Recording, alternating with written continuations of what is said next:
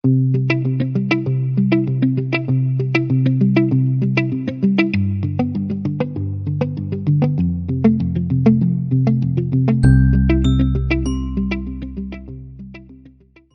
melalui situasi yang sulit. Firman Tuhan dalam Daniel 11 ayat 32b berkata, "Tetapi umat yang mengenal Allahnya akan tetap kuat dan akan bertindak." Orang yang banyak bertindak dengan kekuatannya sendiri, seringkali tidak menyadari ada kekuatan Allah. Pada saat menghadapi kesulitan dan tantangan, akhirnya akan menjadi lelah, menjadi suka mengeluh, bersungut-sungut, dan menyalahkan orang lain. Dalam hubungannya akan pengenalan akan Allah, orang percaya bisa salah memandang Allahnya sebagai Allah yang menyeramkan, Allah yang menghukum.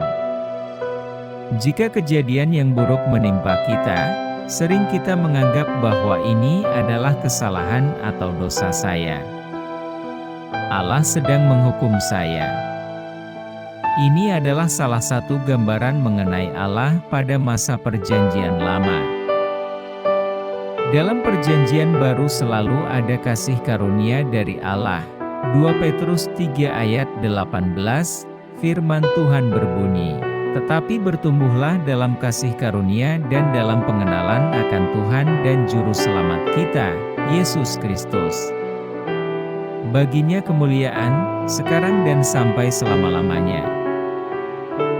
Pengenalan Allah yang benar membawa kita pada pribadi yang memiliki hubungan yang benar dengan Tuhan. Tidak ada penghakiman dari Allah. Mengenal Allah bukan hanya berbicara mengenal pribadinya saja, tapi berbicara apa yang menjadi maksud dan tujuan Allah yang sempurna bagi hidup kita, sehingga menghasilkan kebenaran dalam berpikir dan berespon. Sebagai orang percaya, janganlah fokus pada perkataan dan respon negatif dari orang lain, dan janganlah menjadikan situasi yang tidak ideal adalah hal yang penting. Melainkan senantiasa menjaga hati dan pikiran kita dengan kebenaran firman Tuhan. Mari kita melihat pada kisah Musa yang tidak diizinkan Allah masuk dalam tanah perjanjian, karena ketidaktaatan dan respon hati Musa yang salah. Bilangan 20 ayat 10-11. Ketika Musa dan Harun telah mengumpulkan jemaah itu di depan bukit batu itu, berkatalah ia kepada mereka, "Dengarlah kepadaku, hai orang-orang durhaka, apakah kami harus mengeluarkan air bagimu dari bukit batu ini?"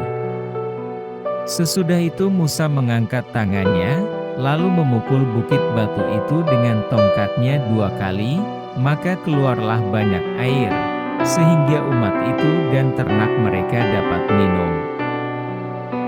Di dalam kisah ini Musa tidak menjaga hatinya, sehingga ia merespon perintah Allah dengan tidak benar. Bahkan dalam ayat 10, Musa mengutuki bangsanya sendiri. Dalam ayat selanjutnya, Musa tidak taat pada perintah Allah dengan memukul bukit batu.